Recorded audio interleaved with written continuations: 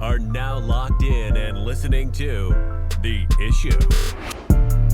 This guy is a franchise quarterback, and no, I don't want to hear any pushback on that. It feels like a top 10 roster to me. It feels like it can win a championship. This is The Issue. Yo, what's up? We are back. It is The Issue. It is Thursday, February 23rd, and we have another episode of The Issue here for you today. Pretty good one. So we have a big rant to start. We're comparing crazy comparison that we saw online. A pretty Reels. Reputable source, and comparing Patrick Mahomes to Jalen Hurts. Definitely raised some eyebrows. The comment section, if you didn't look, was pretty hysterical. So we're going to get into that first. I didn't look. Was it in my favor? Because you know my stance on this. Yes, it was in your favor. So we actually might be with the majority here. Doesn't happen all that often. But then we're going to finish out the first segment with hits and misses like we normally do. And then we will be getting into a game called Park the Carr. If you want to explain a little bit about that, you brought that one today. Well, yeah, everyone's asking, where's Derek Carr going to go? Where do you think he's going? So we're going to take, probably the top 6 or 7 possible places, rank them, do a little 1 through 5. Or I guess not even rank them, but give them a rating, 1 through 5. 5 being, that seems like the best fit to me, and 1, like, that doesn't make a ton of sense. Like, I'll tell you right now, New Orleans doesn't make a ton of sense for me. I think they should kind of just start over. They refuse to acknowledge and have for the past 4 years that they're $100 million over the cap, but it's fine. And then we will have the news to finish up segment number 2 there. And then in the third segment, we have a little bit of, college football-ish. Will Levis, and just kind of predicting about what he's going to end up doing, where he'll get drafted, and kind of the projection of his career. I think we kind of have 2 opposing viewpoints on it, but I'm not so far on the other side. You'll see that. To start the third segment. And then to finish the show, we will have this or that NFL wide receivers. So a lot to get to today. No. So you mentioned, I was scrolling Instagram Reels or whatever. I saw Adam Brenneman. I love his content, by the way. So he's a former tight end at Penn State, UMass. He's just churning out content now. Love it, right? But with that being said, I got to push back on the one video I saw, right? Absolutely point blank, it was insane. It was absurd. He starts off by saying, well, Jalen Hurts, he outplayed Patrick Mahomes in the Super Bowl. I'm not 100% sure about that, but at least there's an argument for it. He was better statistically for sure. I thought he made more good throws. I'll give you that. I think what Mahomes did in the second half, and especially the fourth quarter, makes it a closer debate than what most people want to admit, but I'll let it slide, right? There's a good argument for that point. Okay, so Jalen outplayed Patrick. Great, that's fine. In one game, it's fine. But then he goes out to make the most blasphemous statement that I have ever heard in the entirety of my lifetime. He says that right now, if he was a general manager, he would take Jalen Hurts for Patrick Mahomes. And he doesn't stop there, right? Because that's an opinion thing. That's fine. You could argue that till you die or whatever. But then he says that he thinks most NFL GMs would agree. Okay, we gotta take a goddamn breather here. That's utterly ridiculous. Do we understand how ridiculous that is, right? Like, I get it. I'm in this content business thing, right?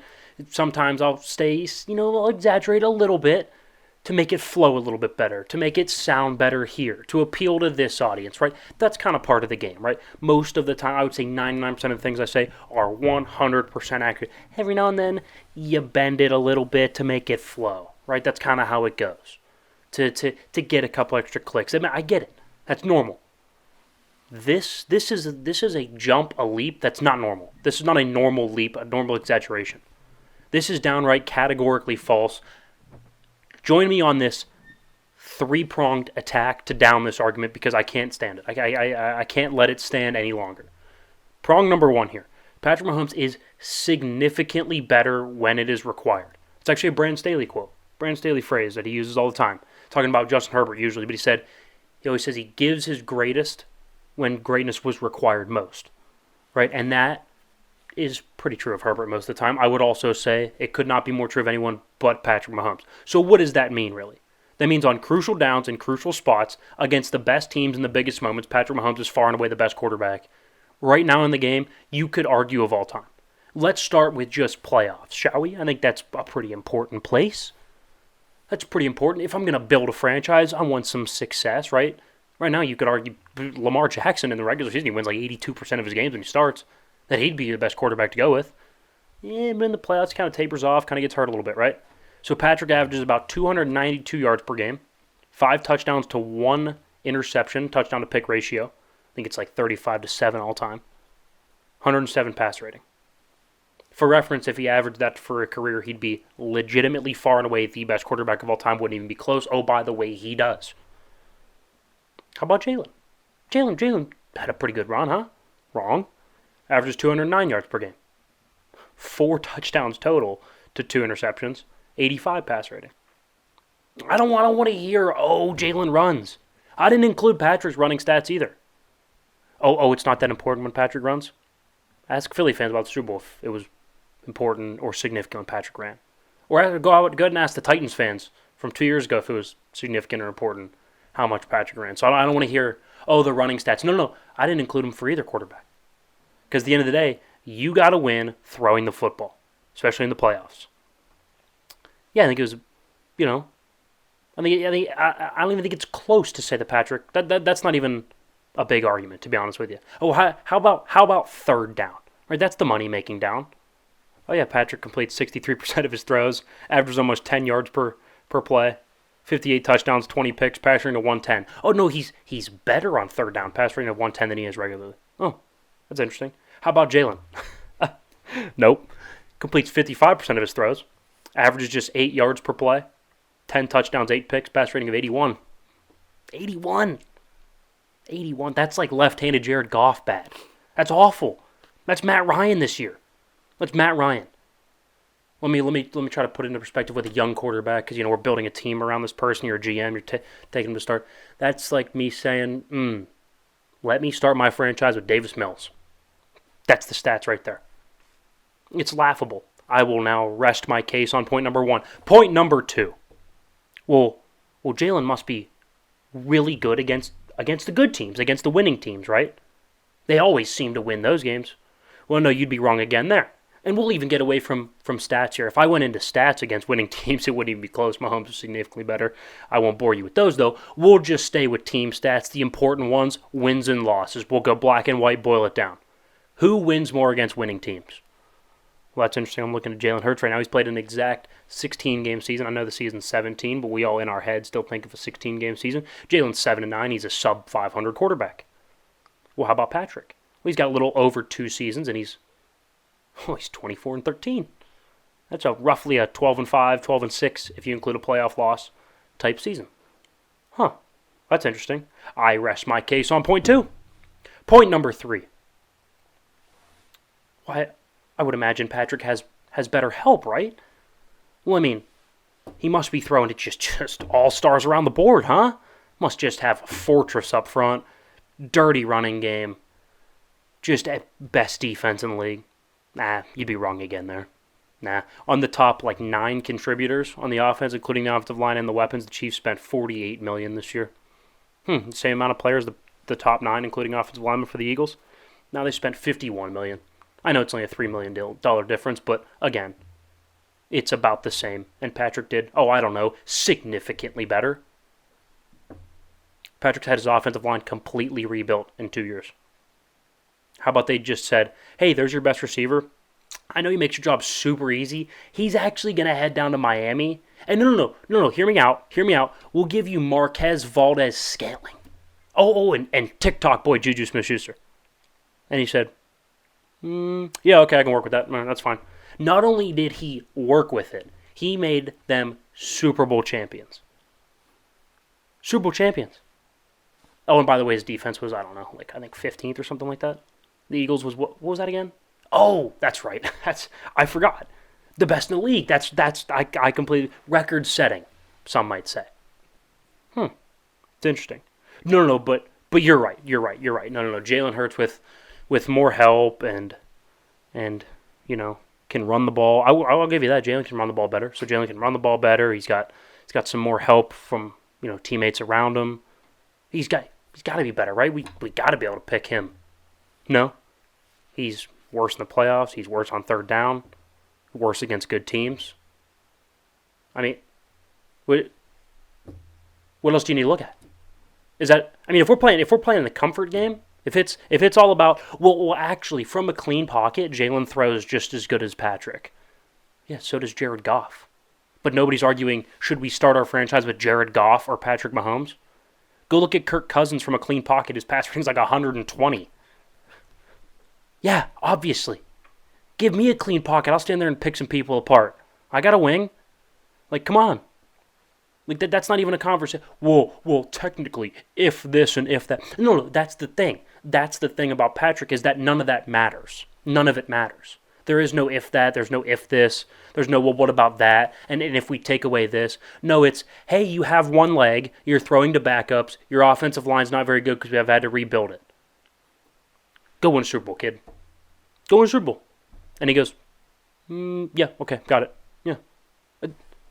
That's the difference. No, oh, well, if Jalen didn't turn it over, oh, but he did. But he did, and here's the thing, it wasn't even forced. He just dropped it. So we can play the if, the what if game all day long, but it's just ridiculous.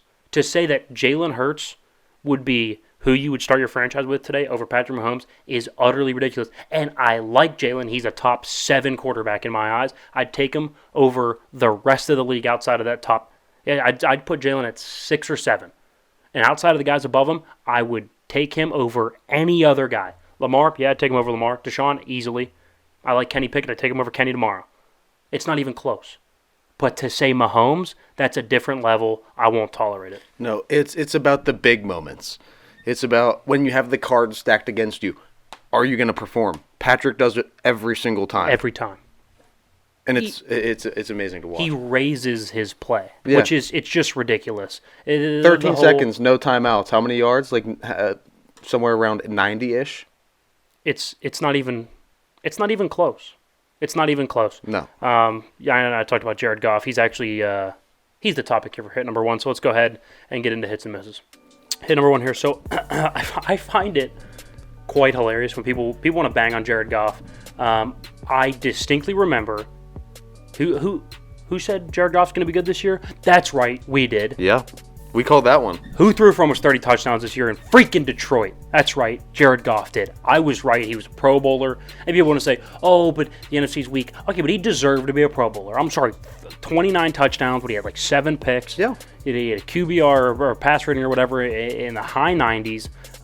Led in a really bad, that's a bad franchise to a winning record. Just missed the playoffs. I mean, that's a damn good season. Good for Jared Goff. Yeah. I'll take no Jared Goff slander up in here. None of it. Now, with all the instability, turbulence in Green Bay, right? And can Minnesota win all those possession games again? They went 11-0 in this past season. I don't think they will. Is it crazy to say that now with building talent, a very competent quarterback in Jared Goff, great coaching, that the Lions could be vying for the NFC North title, at least the division? I don't think it's crazy. I think at least a wild card in the NFC is a no-brainer. Yeah, it's a no-brainer. All right, miss number 1 here. I said I'd pay Daniel Jones and I'd probably re-sign him for I think we had this discussion. If I could get him for 3 years at like $27 to $30 million a year, that'd be a good price. I'd probably be okay with it. Reports out today. Hold back. $45 million is what he wants. That's what he's asking for. He's asking for $45 million. Isn't Mahomes making 50 this year? Mahomes making like 46. I don't get it. I'm literally cracking up. I don't get it. What does he think he is? Does he have some sort of mental complex that he thinks he's the best quarterback in the league? At this point, I probably wouldn't even sign him at all because clearly he's delusional, and I can't have somebody that's delusional running my franchise. That sounds like a mental health concern at that point. You are in the NFL. You know what the people around you are making and what their skill level is at. Just because quarterback contracts have been progressively going up doesn't mean that Daniel Jones garners $45 million. Daniel Jones will never garner $45 million. I don't care. That's just... It reminds me of a situation where you're mad at somebody and then you're Daniel Jones sucked, right? We were mad at him. He was awful. And then you're kind of fixing it, right? Daniel Jones is good. You're like, okay. Well, we're at least back to here. And they're like, no, we're here. And we're like, dude, now you ruined it. You completely ruined it. Now we're back to square one. It's almost like in Shark Tank, when they come in, they ask for like a crazy valuation on the business. Yeah. They never get past that point. No. It's like, dude, you can't put this insane value on yourself that you think that you're worth $45 million a year. There's no going back now. No, you said it. You sounded like an idiot in front of everybody. And to be fair, that's the New York market that you sounded like an idiot in front of. So good luck living that one down. Yeah, I don't think it's going to be good. All right, hit number 2 here. I remember when I said when the Rams won it all, I said, be careful about bringing the whole band back together, right? Bringing back everybody, probably not a good idea, right? I said, maybe Ramsey for a first this last offseason wouldn't have been a bad idea, right? Maybe instead of paying Aaron Donald massive top of the market money, maybe if he's aging and thinking about retirement, maybe you don't pay him that money, right? If he's going to retire, look, I like Aaron Donald, that's great, but you're going to pay him that much money. They have no depth, no draft capital. Their cap situation is screwed over the next couple years. I don't know if Stafford stays. I don't know how long McVay's there. When you look at selling out for a championship, has anybody done it and fallen off faster with less hope than the Rams have? I don't see a way out for them. No, it's really tough because they have cemented themselves in this position now. Like, how do you dig your way out? So right now, I don't think you can get a first for Rams anymore. Could you get a second and a fifth? Hopefully, and if you could, I'd move do him it for whatever you can. Yeah, and he got burnt this year. I would take Cooper Kupp. I would maybe if Stafford wants to stay, I would try to build around Stafford. I'd try to give him another year. Because when he's healthy, he's really good. He's really good. Right, but he's expensive. He's expensive. If you're going to a whole rebuild. He's not even like a top 7 cap hit right now, though. So, I mean, in the end of the day, like, you got to count your blessings, right? So I would take Cooper Kupp, Matt Stafford. I'd start over everywhere else. Aaron Donald? No, I'd get rid of him. I'd take calls. I'd take calls on Aaron Donald. I know how good he is, but at his age and at his price, I would take calls. Honestly, it wouldn't be dumb for them to deal him in the next next 2 years. Plus, they can still get a lot for him. They need like multiple B+ players, not just one A- player. Yeah. And you could flip him for maybe a B player and a pick. Well, here's the thing. You could get another B player. Multiple B+ players. Look at Cincinnati. It's not like Cincinnati's defense is just filled with B to B+ players. Just really good average guys that can get it done. Their best player might be an A-. I mean, they don't really Trey have Hendrickson. But they don't have like any big names like an Aaron Donald.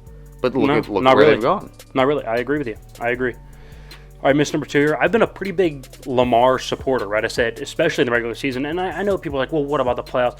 At the end of the day, right, if you can get somebody that wins 80-something% in the regular season, you got to count your blessings and hope he can string a couple along in a playoff run. If it's all about, well, he can't win in the playoffs, well, then you're moving off quarterback every single year. So, and I said, he wins, he's productive, he gets better almost every year. But God, the last year's just been so rough to be a Lamar fan. I'm not. Is he top 10 right now? I'm not sure. We've always been hesitant to put him above because he has been like injury riddled all the time. We've been super realistic about Lamar. Right? Like him, I'd take him as my franchise quarterback tomorrow probably if I'm 80% of the league. But you have to understand, he's probably going to be expensive. He's going to get hurt a little bit. How sustainable is it? He has his limitations. If I could sign him for 3 to 4 years and guarantee not his entire contract, what if you guaranteed 80% of it?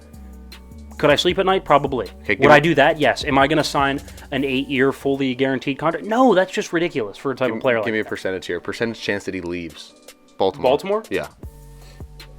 If Baltimore was smart, I'd say 100%. If Baltimore was smart, I think 100% they should. I'll go 62%. 62. So 62%. Okay. I think it's over half that he leaves. Do you think he's fed up with it too, or do you think it's mostly all on the Ravens here? I think it's a little bit of both. No, see, here's the thing: if you're not willing to pay him big money for this year, you're not going to be inclined to pay him big guaranteed money next year. And at that point, you run the risk of him getting hurt or having a bad year, and you being able to get less from him. So there's no sense in dragging it along. Rip the Band-Aid off, make some calls. Go get 2 firsts, 2 seconds, and a player for him, and move on. And Lamar has to be able to. Lamar has to sit down and be able to have a really deep, introspective look at himself this offseason. Because let's not he knew that he was playing for the new contract this year. Yeah, 100%. He knew that this was the season that he had to prove Yeah. that he was worth something to be signed in Baltimore again. So, like, you can't go out and pull a Daniel Jones now and ask for, like, a ton of money. 45. He's already asking for a bunch guaranteed. I don't know. It doesn't make a lot of sense to me. Doesn't make a lot of sense. Hit number 3 here. I've always been a bigger fan of Sam Darnold's than I think most are. I think he's talented, and it just didn't pan out. But either way, it doesn't matter. I remember when the Jets, when they were rumored to be moving off him for Zach Wilson, I said, isn't it kind of weird? Aren't they kind of moving off of Sam for a smaller version of Sam, right? So both of them have wild arm talents, can move outside the pocket, can make a lot of off-schedule throws.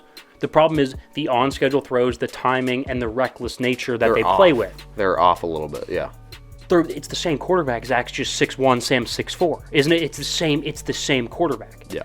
It always confused me, and of course, I mean, obviously Zach had an awful season. We were spot on there, and they are almost certainly moving off him. Derek Carr, who knows? Maybe he's going there. Aaron Rodgers, Lamar, maybe that's an idea, a little bit of a trade package. Who knows? But either way, Zach Wilson's not the guy. No, not even close. Miss number 3 here, kind of hitting close to home as a former baseball guy here. MLB implementing a pitch clock. I just never thought they'd throw a clock on the game. It just feels not in the spirit of the sport. I know that it's a TV show at the end of the day. I get it. But it's 15 seconds with a runner on base now and 20 with... That's quick, man. I'm sorry, 15 with nobody on base, 20 with a runner on base. That's really quick. It limits the amount of pickoffs you can do. You can only do 2 pickoffs per at-bat. It just... So when you pick off, does the clock then reset? Yeah, the clock resets, yeah. But only 2 pickoffs, like, per the entire at-bat. I don't like it at all. It starts to mess with, like, the ins and outs and the little small things and the nuances within the game. Is it really worth it for 20 minutes a game saved? I think a much more effective plan that they could have implemented was just shorten the damn season. Shorten it down. Shrink it. I couldn't agree more. Make each game more valuable. Don't worry about each pitch. Don't make each pitch more valuable. You'll make each pitch more valuable by making the games more valuable. I couldn't agree more. Guys, don't go anywhere. We got Pack the Car on the other side of the break. We're going to go over some of the potential landing spots for free agent quarterback Derek Carr. Don't go anywhere. Second segment on a Thursday, the 23rd now 23rd, of February. Yeah. Flying by.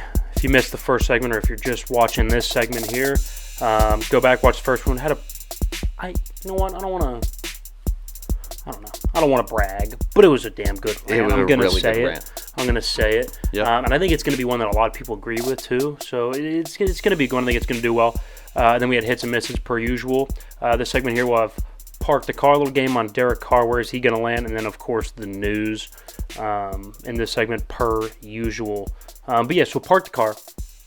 You're going to give me, what do we have? 1, 2, 3, 4, 5, 6, like 7 NFL teams. Yeah, we got some landing spots. About the top 7 in terms of odds to land Derek Carr. You're going to give it to me. I'm going to rate how I feel it. 5 being that feels like a really good fit, probably the best fit. 1 being that doesn't make any sense to me at all. I would not do that. And this is looking at the whole picture, not just Derek's side, not just the team's side. So yeah. All right, let's go Park the Car. So first team, we got Tampa Bay.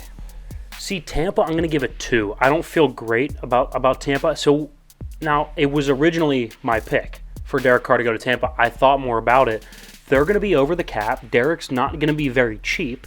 And the thing is, does it not feel like it's time for them to rebuild, kind of move on, get capital? We can keep stretching this thing along. But in reality, if Brady can't make it work, who are we going to keep stretching this thing along for? Yeah. Derek, is Derek going to make him that much better with Todd Bowles as head coach? I don't think so. No, I agree with you. I think that even from Derek's perspective, right? So if you're looking at it from his side, I don't think he's particularly interested in Tampa. I think they would be more interested in him. Yeah, because I think there's better spots on here where he could go and have the chance to make an immediate flip. Yeah, I think that's a fair point. I think honestly the main thing for me, the talent is not too bad, right? Chris Godwin, Mike Evans. The coaching staff to me doesn't feel like that's the one to kind of elevate Derek at this point in his career. So I would say a 2 for Tampa. All right, how about the Carolina Panthers? So in the same division, for me, this feels like a slam dunk. This is a 5. So, and I think their weapons are underrated. I like DJ Moore. They can go out and draft another guy. They'll get a running back. I mean, they were running the ball fine without McCaffrey after they dealt him last year. They have a young tight end I like. The offensive line's improving. They have a real legit defense. And the main reason I think he actually works in Carolina is Frank Reich, the head coach. So not only did Andrew Luck have his best season, Phillip Rivers had his best season under him, Carson Wentz had his best season. They all had their best season under Frank Reich. He knows how to work with quarterbacks. It makes too much sense for me. Go there with a great quarterback, a great quarterback coach, good weather. It's a nice place to live. I think that's something you have to think about at this stage in somebody's career. He's got a wife, family, all that. Nice place to live, good coach, good enough weapons, and they have plenty of capital and plenty of draft capital to go out and get more weapons for him. And that's a good point. Derek Carr doesn't feel like a Vegas guy. He feels like he would fit in perfectly down there in North Carolina right there. The Carolina Panthers are the 5. How about the New Orleans Saints? For me, this feels like a 1. Kind of for the same reason for Tampa. I think New Orleans, they can keep clinging on to this, we're a quarterback away, since Drew Brees retired, or even with Drew. We're one game away from getting there, right? Yeah. They're not. You can keep pushing it off and mortgaging the future with your contracts. At some point, it's going to catch up to you. Let it catch up to you now. Suck for a year or two. Rebuild, reboot. Let's go ahead and flip the roster. Let's get a shitload of picks. It doesn't make a whole lot of sense for me for them to get Derek Carr just to add to get to 9 wins? Yeah. To get to 9 wins, maybe get a wild card spot. Go rebuild. And they shouldn't be nervous to rebuild either, because they're not. The Saints aren't a franchise that when they go into that rebuild where they get stuck for 15 to 20 years, they're a pretty good franchise. Yeah, and I think that they have the chance to turn it around rather quickly. I mean, you got to dump some contracts. You got to free up some money in a lot of places, because they were one of the worst teams against the cap, 2 years ago? For the last 5 years probably. But yeah, last year and 2 years ago they were really, really tight up against the cap, yeah. All right, how about the New York Jets? I'd go 4 there. I don't mind the Jets. I think one thing that Carr is going to be seeking is a good defense, because he hasn't had a top 20 defense his entire time in Vegas. So he's going to be looking for a good defense. So for me, looking at it from Derek's perspective, hey, I can finally go somewhere where I don't have to put up 35 points to win. And from the Jets' perspective, it's like we almost got to the playoffs with piss poor quarterback play, like negative value from the quarterback position. If you can just get league average, and I think Derek Carr is, I think he's above league average. I think he's about the 10th, 12th best quarterback. Right around there. Somewhere, 13th maybe. Top half of the league quarterback, right? Above average. Then they are going to be a significantly better team. So it makes sense on a lot of fronts for me. The only thing that doesn't make a whole lot of sense is, it's New York, and you're going to be putting your eggs in in the basket of the New York Jets. That doesn't make a whole lot of sense to me from an organizational standpoint. But they've been improving the last couple years. They got a good defense. It's not a bad move. All right, how about the Indianapolis Colts? Indy, I'd go 3. It's okay. It's okay. It's a good third or fourth choice for Derek. I don't mind their defense, but it's aging. It's getting expensive. Same thing with the offensive line. It's not very good at all. I think Matt Ryan, or whoever was starting, was the most sacked quarterback. I think it was the worst offensive line in the league last year. It was at least bottom 3 to 5. And they don't really have the skill players on the outside. But, again, decent defense. You get a young, bright head coach in Shane Steichen. And then you get a good, really, really, really good running back in Jonathan Taylor, so you don't have to carry the load. But it's not higher because, like I said, not a whole lot of cap flexibility, not a whole lot of draft capital. It's okay. Okay. Let's go Houston Texans then. That's a 1. That doesn't make a lot of sense for me at all. First of all, if you don't hit an absolute home run with, as Derek Carr, you go there, if you don't win 10 games, they're probably going to get rid of you anyway and try to trade up and take one of these really good quarterbacks next year anyway. Yeah. And from Houston's perspective, why don't you just suck this year and go get Drake May or Caleb Williams? Just do that. Just make it easier on everybody. Just start Davis Mills or Kyle Allen or whatever.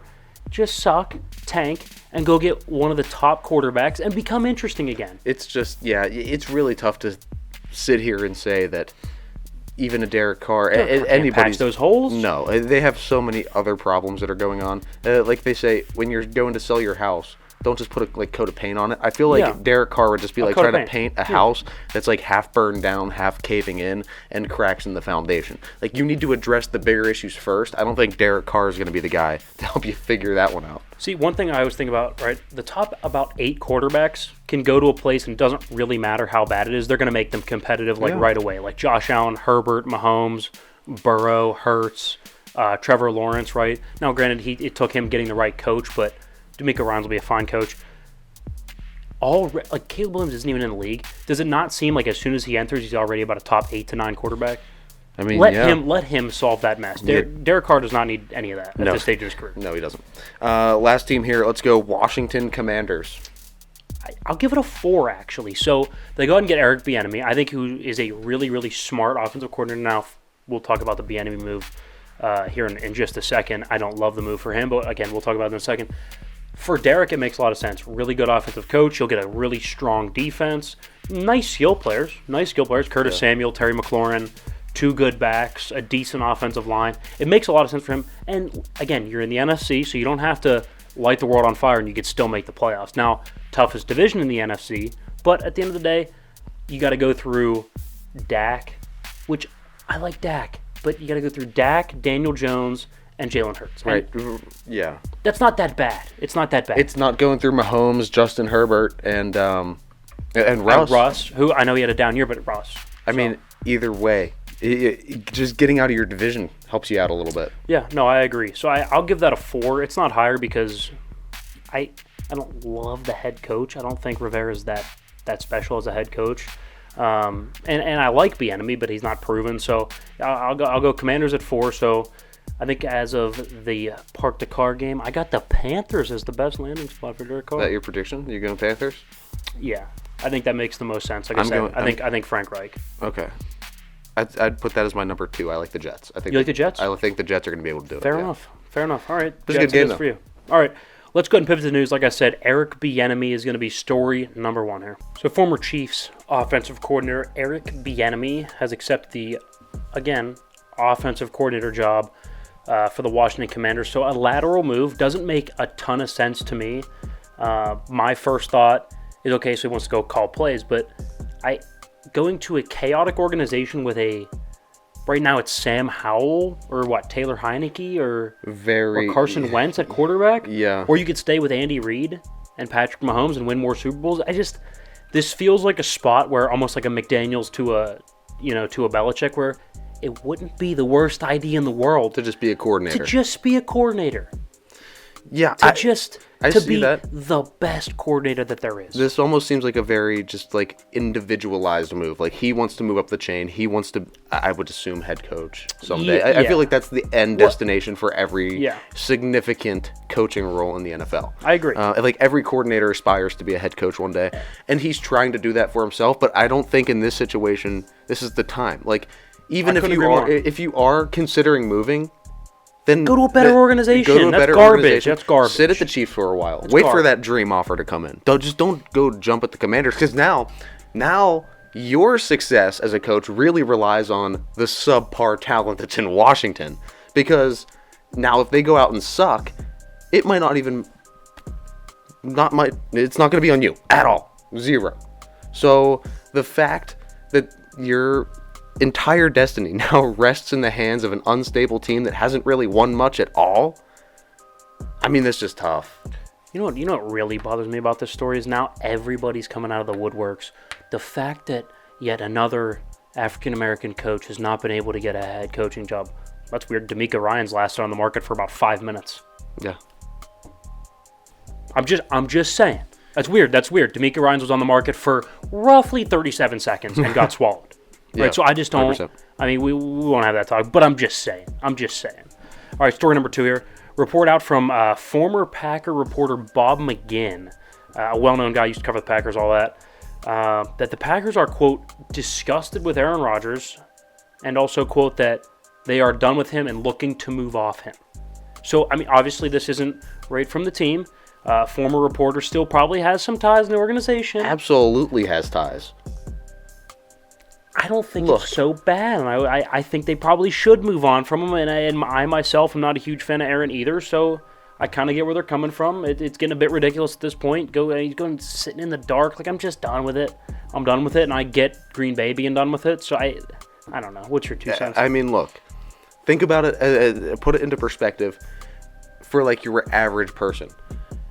It work. Yeah. Somebody that you rely on heavily, right? We co-own this. Right. I rely on you heavily. If for just example, you go off and you're like, look, for the next 4 days, I'm going to go on a darkness retreat. I'm not going to help out at all with anything. So you got it. And then when I come back, I'm not even sure that I want to do this anymore. That would ruffle some feathers. No matter where you work, no matter who you're working with, that kind of personality is going to be it's going to be the downfall. Now throw in a new one. Last year, about a year ago, you go ahead and get new software that we need to work on for this podcast. And I said, that's tough. I'm actually going to go drink a hallucinogenic tea instead. And when I get back, whenever the software doesn't work exactly how I like it, I'm going to bitch and moan. How's that sound? No, yeah. Because that's exactly what Aaron Rodgers did all last year. That would be the toughest personality for the first 10 weeks. It would be the toughest personality to deal with. Story number 3 here. Chiefs fans, much like Aaron, just whining and moaning that their team was drunk at the parade. Now this one, yeah. Quotes that they are not being the best role models, that Andy Reid shouldn't have let it happen, that not even the adult fans wanted to see it. Let me stop you right there. We 100% wanted to see that. Like, in all of its glory. Are you kidding me? You think I didn't want to see Travis Kelce screaming, "You gotta fight for your right to paw," as he is just like 19 bush lights deep? You don't think I wanted to see that? No. I 100% wanted to see that. That is exactly what the people came for. Chiefs fans are so soft. They're so soft. If you don't like it, then go root for the Royals. I mean, really. What else do you have? Go root for Missouri football. I mean, I think the St. Louis Blues and the NHL are good. Go root for them. If you don't like it, quit bitching and moaning. Go root for somebody else. If they're not good role models for your kids, then how about you go be a good role model for your kid and just tell your kid, hey, that's a sports player, not a role model. Like, how about you show your kid how to live? You show your kid the right and wrong thing to do, and let the sports guy who just, I don't know, accomplished one of the only things in his life that he's dedicated his entire life to, put blood, sweat, and tears into, sacrifice relationships, sacrifice time, their own body for, they finally achieve it, and they're going to have a couple Coors Lights, and you're going to complain because your kid sees them drink? Look. Grow up. Look. It's ridiculous. They are not underage. They are perfectly legal to drink alcohol, to consume an alcoholic beverage. Okay? I'm going to start with that. Good observation. Number 2. Everybody who's complaining about this, everyone, has had a couple nights where they got a little too tipsy. Oh, right? 100%. Got a little too rowdy, no matter what it was. So, let's not be hypocrites. Number 3, do you know how many, the percentages of people that win the Super Bowl? 0.001% of people win the Super Bowl in their lifetime. I'm sorry, are we not supposed to celebrate? Are we supposed... The guy with the Bernie Sanders stickers, he said shake no. some hands, high fives, hey, good job. No, if I win the Super Bowl, there is going to be carnage behind me because I'm going to have the time of my life, as you should when you win the Super Bowl. This is coming from some dude. I guarantee some guy in his Subaru tweeted, "This is just wrong." Before he drives back to his parents' basement. Me and little Kyle in the back seat is just, we are so upset and disappointed. Then why don't you stay in your car, drive right to Kauffman Stadium, and watch them lose 142 games this year, huh? Yeah. And then let me know how it goes, okay? How about this? How about you win the Super Bowl and then you stay completely sober? Yeah. Do that, because that's not going to work. Let them celebrate, man. It's not going to work for you. Story number 4 here. We're not going to make any more friends.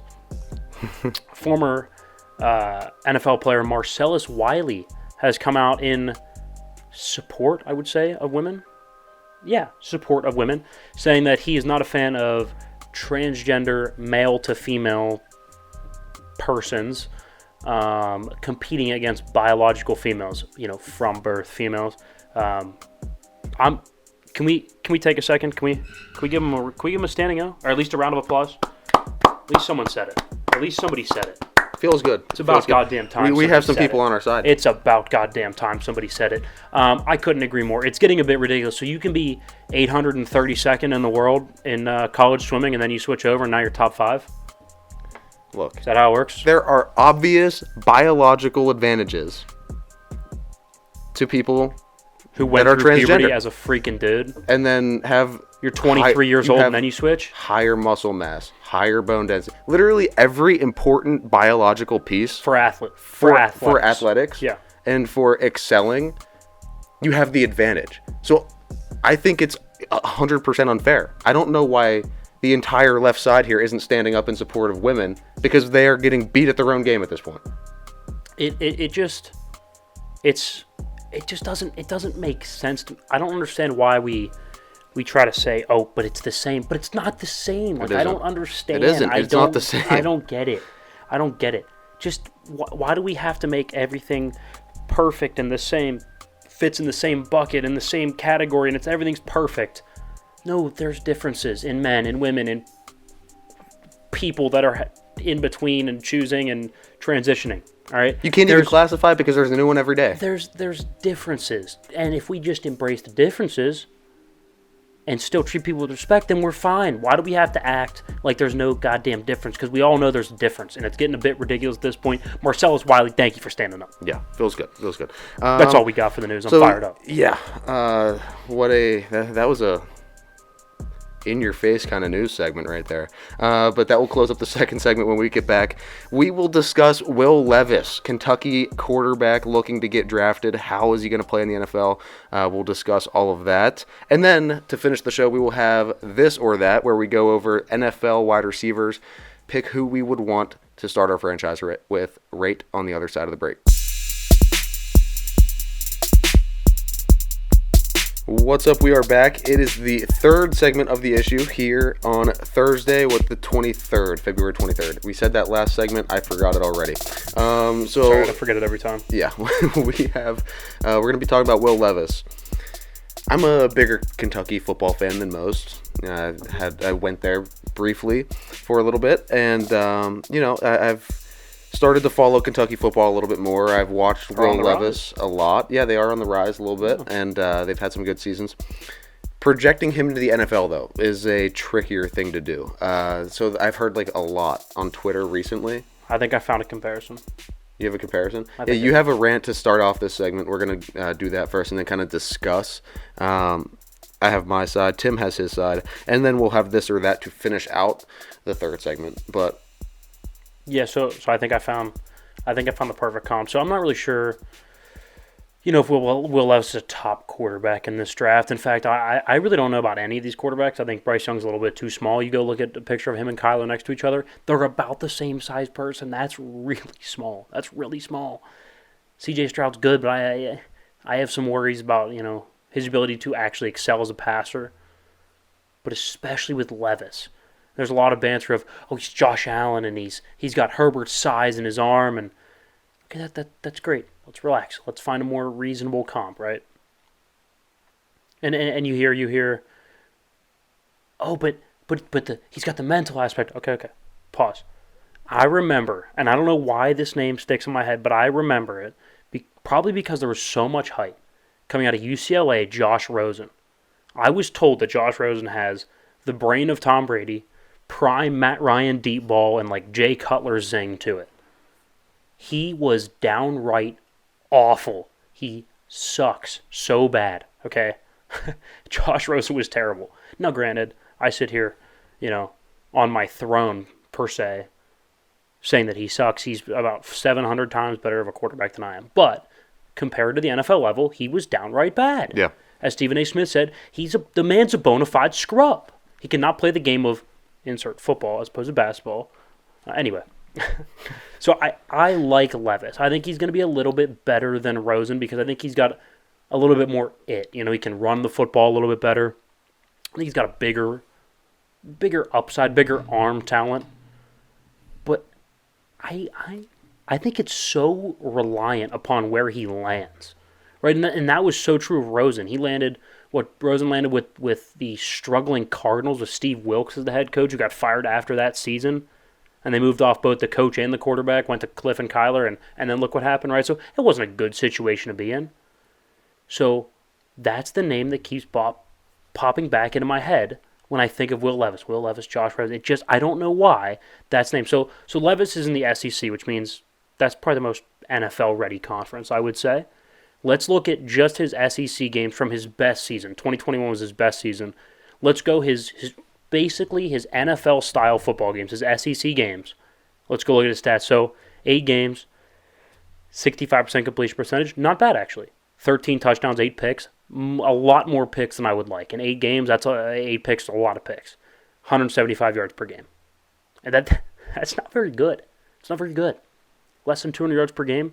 13 touchdowns, 8 picks. It almost reminds me a little bit of like a Daniel Jones, who even in college with a really good head coach, a really good quarterback whisperer head coach, only completed like 56% of his throws. Let's go look at Josh Rosen in his best season against his 8 best opponents. 61% completion, so slightly less accurate, but has a little bit more production. He's going to have 324 yards per game, 16 touchdowns, 7 picks. It's kind of the same guy. You're getting about a pick a game. Rosen throws a couple more touchdowns. Again, you're going to get about a pick a game. Neither are wildly accurate, but neither are crazy inaccurate. But Rosen was more productive. It's just interesting because there's a lot of hype around these guys, but the frame and they have it between the ears. But where's the actual in college? Where's the wins? Where's the big time production? Where's the big time bowl game success? I don't see it. I just don't see it. I don't know. But you like Levis. Give me your argument for Levis because I don't see it. One, just the size alone, he has what it takes to at least be handed the keys for a season, I think. I think that's fair. I think he's at least going to get his shot.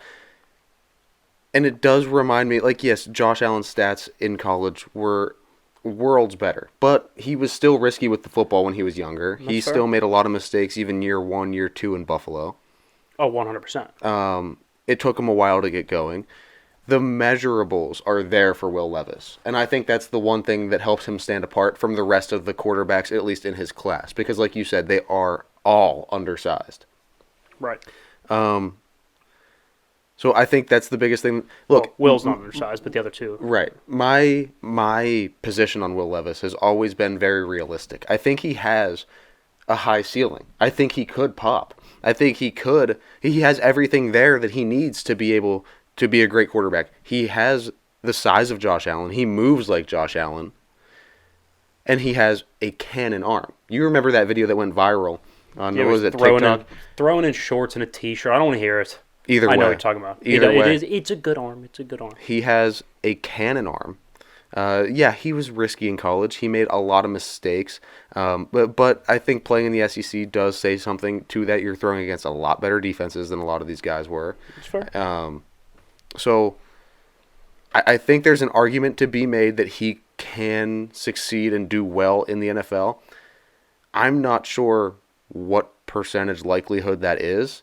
I'd lean towards he's going to be more successful than he is not. But I mean, I'm trying to stay super realistic here because, I mean, at the end of the day, he didn't like put up crazy numbers. They didn't go. Right. They didn't go to like a big name bowl game. They didn't really compete through the SEC. Here's what concerns me. He was in a situation that's going to be very realistic to what an NFL situation would be in, right? His first year, 2021 in Kentucky, had a pretty good offensive line, was able to kind of sit back, throw a little bit, had better stats. Offensive line wasn't as good in the second year. Well, a big part of it is where he lands. Well, that's what I'm saying. So you're not going to get a perfect offensive line. He had one good receiver, okay? So what? You're going to get drafted by the Colts. You have Michael Pittman and a bad offensive line. Welcome to Kentucky 2022. Right? It's the same situation, and you got to do what you got to do. Right? And then a loaded AFC and a loaded SEC, right? So it's like it's so realistic to what the actual real-life NFL is. The NFL isn't Patrick Mahomes, hey, come in, sit for a year behind the best mentor, and then we'll hand you Tyreek Hill, Travis Kelce, and Andy Reid. Like, that's not the NFL. It could happen every now and then. Yeah, it could. But reality, most of the time, it's, hey, here's Michael Pittman, a rookie head coach, hopefully it works, a bad offensive line, and an aging, expensive defense. Yeah. Hopefully he can win us some games. Impatient owner, by the way, too. Same thing in New York. So He could land himself on the Giants, possibly, if they're going for a rebuild. I don't think the Giants. Now the Saints would be something for him, probably. Could see the Maybe. I Saints. don't think he'll drop that far. It's going to be he's going to be a top, like, 5 or 6 pick, probably. I don't know. We say that all the time, though. There's always one player that drops. Maybe it's a Levis. Maybe. There's so much time before the draft. We start hearing rumors and more, I'm excited for the mock drafts and everything to come out. Very excited. This is going to be a good very one. Excited. All right, well, that's all we got for Will Levis right there. Let's go ahead and get into this or that. So you're going to give me receivers, and I should pick which receiver for what? Next 3 years? Next 5 years? We're going next 5. Okay, next 5 years, right? So if I had, I don't know, a star quarterback, say I have Justin Herbert, I need one receiver to build around from there. That's who I'm going with. All right. Yeah. I like it. So let's go ahead and play this or that. All right, so this is the A.J. Brown edition of this or that. So A.J. Brown or this list, we got 8 receivers for the next 5 years. Who would you want to build your franchise around? Have him be your wide receiver 1. Okay, so starting off, A.J. Brown or Jamar Chase?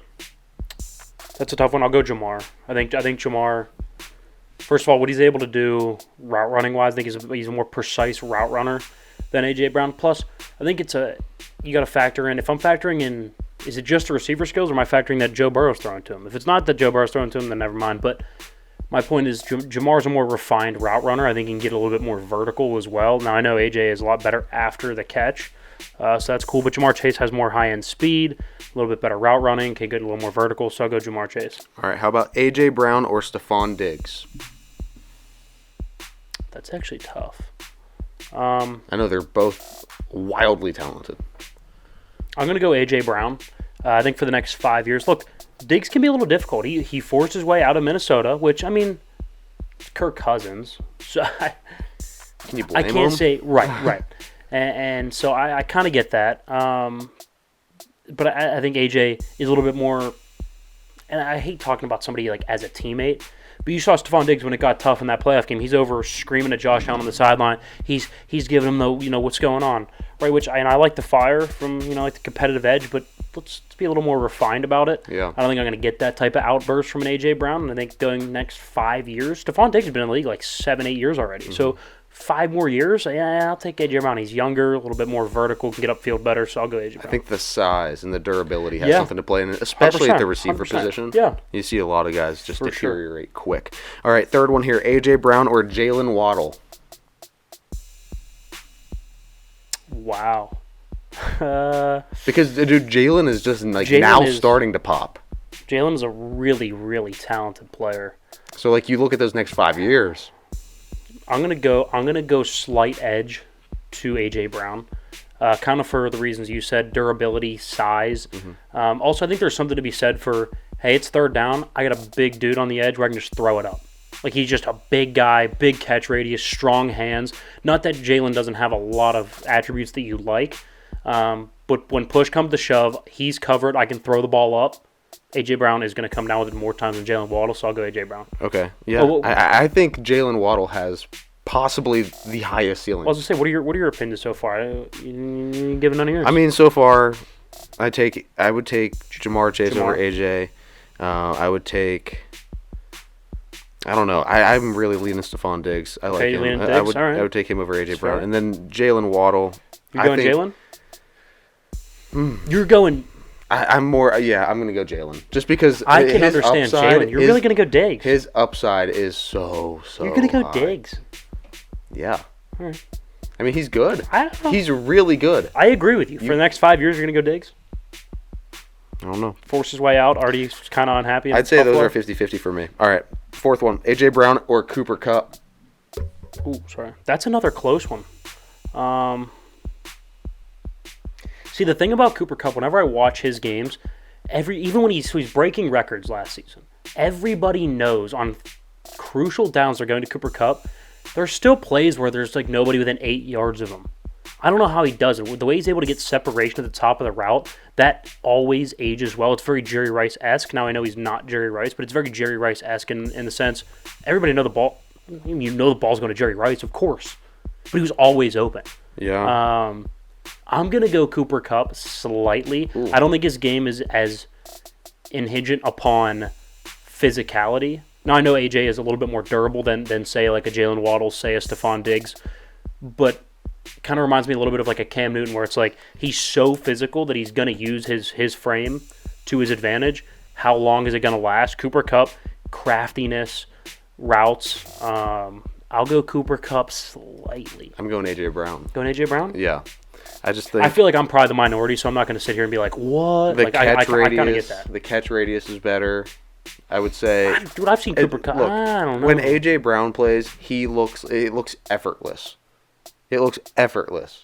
I don't know. Cooper Kupp's pretty damn good. A lot of times he looks like he's laboring out there a little bit. That's all I'm going to say. I'm calling bullshit. Okay, good. All right, fifth one here. DK Metcalf or A.J. Brown? For me, this is A.J. Brown. I don't think it's particularly close. I've seen DK get wildly flustered with like a Jalen Ramsey, which I know Ramsey's really good, but DK, you can get his head in a little bit. DK doesn't have the shiftiness that A.J. Brown doesn't has. quite have the refinement. I don't think he's quite as good after the catch either. A.J. Brown, you could throw him a 4-yard slant, he's gone. Yeah. So I'll take A.J. Brown over DK. He clears pretty easy on that one. Yeah, I agree. Okay, 6 here. Deebo Samuel or A.J. Brown? I'm going to go A.J. Brown. Yeah, first of all, more durable. Debo's been hurt, I think, 3 out of the 4 years he's been a starter. But he's really good. He's a really talented player. What you're able to do with Debo out of the backfield is great. But the durability is a problem, especially if I'm going 5 years out here. And I love that he's able to run the football. But if I'm building a team, I want my wide receiver to be a wide receiver, and I want my running back to be a running back. So unless I'm Kyle Shanahan, which I'm probably not, then I don't really have a use for the versatility. So I want the best wide receiver, and that's A.J. Brown. Okay. I agree. I agree with you, but I think this one's really, really close for me. For Debo? Just because, just because Debo plays the game like no other. It's true. He's different. Okay. 7, A.J. Brown or Justin Jefferson? Justin Jefferson. Pretty handily. I think He's one of the greatest. He's, again, much like a Cooper Kupp, where it's like we know the ball's going to him. How is he that open? Yeah. It's third and 11. Where do you think Kirk's going with the football? Justin Jefferson. How is he 11 yards open? Because he's that good. The other thing is when quarterbacks give receivers that high of praise. I saw an interview where they were asking Joe Burrow if he'd rather have Justin Jefferson or Jamar Chase. And he was like, well, if Jamar's not sitting next to me, or he's like, if Justin Jefferson's in the room, and then they asked me about Jamar, he's like, I can't pick. I can't pick. Tough. And when they're saying something like that, yeah, Justin those Jefferson. were his boys, yeah. 100%. All right, what do we got? Last one here? Last one here. Now, this is interesting because now, in a couple of years, I would say Jalen's going to get paid. He might even get paid this year. Who knows? He's gonna get his bag. This is a decision that's going to be pretty real, I think. This is going to be a decision that Philadelphia is going to have to make in the future. A.J. Brown or Devonta Smith? So you asked me this. We kind of discussed this a little bit before we started rolling. I don't know. Like, Devonta Smith is really good. I'm going A.J. Brown. He won the Heisman for a reason. And I know the catch radius with A.J. Brown. Devonta Smith has that too because he can jump. He's super, I hate the term bendy, but he just contorts to make insane catches. But he's so undersized. He's skinny. He's very skinny. He's very undersized. He looked like he was 130 pounds when he jogged out in the Super Bowl. I'm not going to tell you you're wrong. You know what? I'll be different. I'll go Devonta Smith. Wow. And also, the game is becoming very speed reliant, and he's got more speed. So, over the next 5 years, I can see it becoming even more finesse. So, it's going to lean into him more than away from him. So, I will slight edge Devonta Smith. If they kept A.J. Brown and kept Devonta Smith, I wouldn't be like, oh, the Eagles are stupid. Like, I could see both sides of the coin here. That's probably the hardest one for me, to be honest with you. I think so. And doesn't that say something for the Eagles, too? Like, you have two of the best receivers in football. No. A.J. Brown is so much more durable. I'm going A.J. Brown. He is A.J. so Brown. much more durable. I'm going A.J. Brown. You ever have to hear yourself say something? And you're like, no, I'm an absolute idiot. Well, good thing you got the headphones on. No. I'm going to go A.J. Brown on that one. Yeah, I am. I can't. Every time he got hit, every time Devonta Smith got hit in the Super Bowl, I held my breath that he wasn't going to get back up. I can't put my name out there saying, yeah, I'll take Devonta Smith over. You're right. I'll take A.J. Brown. Okay. I'm glad we cleared that up. So who do we have? So I took You took Jamar Chase over A.J. Brown. You took A.J. Brown over Stephon Diggs. And then you took A.J. Brown over Jalen Waddle. Mm-hmm. You took Cooper Kupp over A.J. Brown. You took A.J. over D.K. Yeah. You also took him over Debo. And then you took Justin Jefferson. And then you took A.J. Brown after being at war with yourself. So I took A.J. for 5 out of the 8. Is that right? So I took Jamar, Cooper Kupp, and Justin Jefferson. Yeah. So I think overall... Makes sense. I think overall A.J. Brown wins. All right, that's fair. A.J. Brown's a solid receiver. All right, guys, that is all we have for you for today's show. Make sure you go to theissuesports.com, sign up for the newsletter so you're never out of the loop. Always know when we're posting. It comes out every Thursday morning, and then you can catch the smaller videos on YouTube all week long. But we really appreciate you guys listening. Go follow all the social medias, TikTok, Instagram, Twitter. We are everywhere, and you can find the links for all of those different sites in the description of the episode. Wherever you are watching or listening, you can also find it in the description of every single video that you see on YouTube, because I type them in there. So go click on them, go check everything out, guys, and that was The Issue.